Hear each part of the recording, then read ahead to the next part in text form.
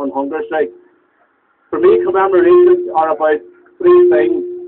It is the time to remember, it is the time to reflect, and it is also a time to rededicate or recommit ourselves to struggle. Today we remember the events of 1981. We remember the months and the years which led up to that event when 10 men died on hunger strike in the heat blocks of Long Kesh. We remember Bobby, Frank, Patsy,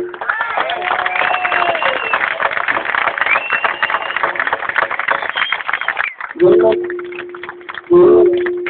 Martin, Kevin, Darren, Thomas, and Michael.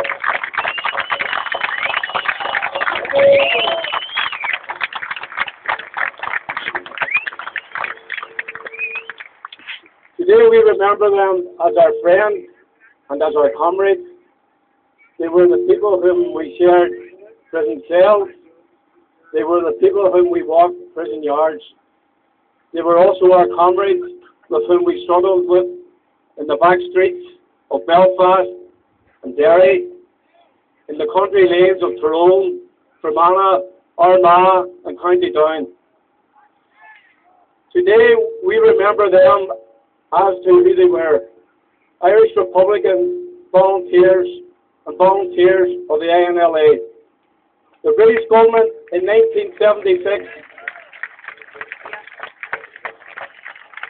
decided that they were going to try and criminalise the Republican struggle, and they believed that the Republican prisoners was the soft underbelly of that struggle.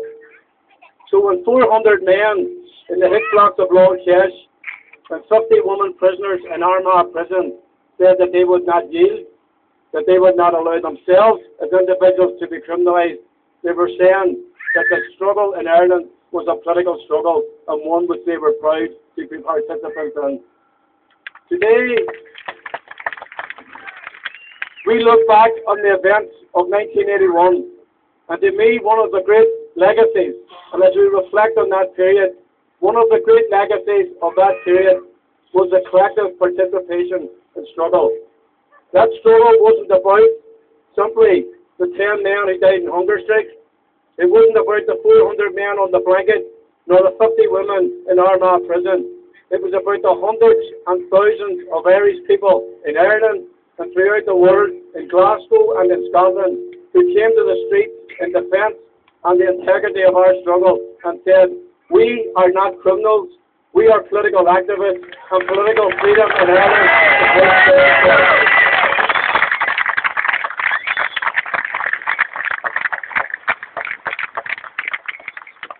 From that period, we learned many lessons. When Bobby Sands became the MP for Fermanagh South Tyrone, when Kieran Doherty became the Tac Taoiseach for Kevin Monaghan, and when Paddy Agnew became the TD for County Louth, we knew and we realised that there are many fronts to struggle. Irrespective of the strength of one particular arm of that struggle, we have to ensure that at all times we are strengthened in struggle. And that is one of the enduring legacies of the 1981 hunger strike. All of us, and Bobby Sands was the man who said this, all of us have a part to play, no part too big and no part too small. So today, remember that. Today this is an important event. You are playing your part in ensuring the enduring legacy of the struggle, to ensure that no one ever again will try and criminalise the Republican struggle.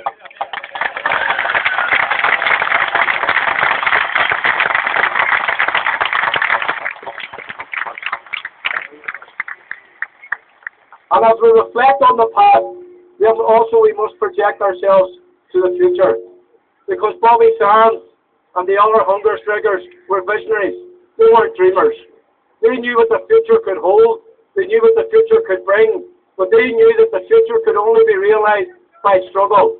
And that is facing the many challenges that lie in front of us. This struggle is far from over.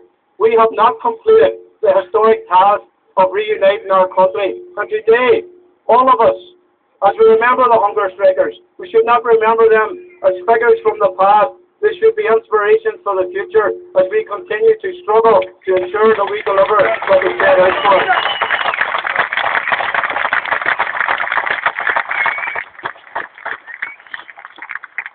On many, many occasions, I and other people, yourselves included, have been asked, what was it in 1981 which led 10 ordinary working class Republicans to face the might of the British government and all its empire and all its sort of wealth and all its military power by using their own bodies as a weapon? What was it that caused them to do it? And the answer is very, very, very simple. It's because we believe in the struggle in which we are involved in. We believe that the Irish people have the right to self-determination, and that is what the hunger strike was about. Yes, it was about defeating criminalisation. Yes, it was sending a signal to Margaret Thatcher that we will not be broken, but it was about the political struggle in Ireland.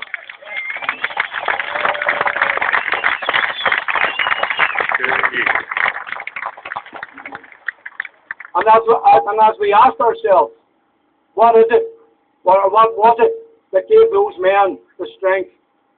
And each of them, in their turn, faced death with a dignity, with a courage, with a calmness, with a grace that has seen no equal in modern republicanism. Frank Stagg and Michael Gahan showed the way, and the 10 lads followed in their footsteps with a charm and grace that has seen no equal.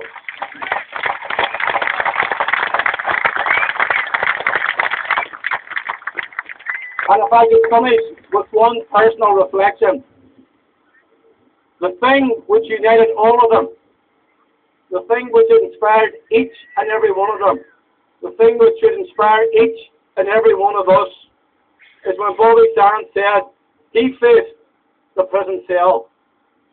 He faced the British Empire in all its might. He faced many, many things, but the thing which drove him on, which drove Frank on, Raymond, Patsy, Joe, Martin, Kevin, Kieran, Tomas, and Michael, was the indomitable thought, the thought that says, I'm right, go my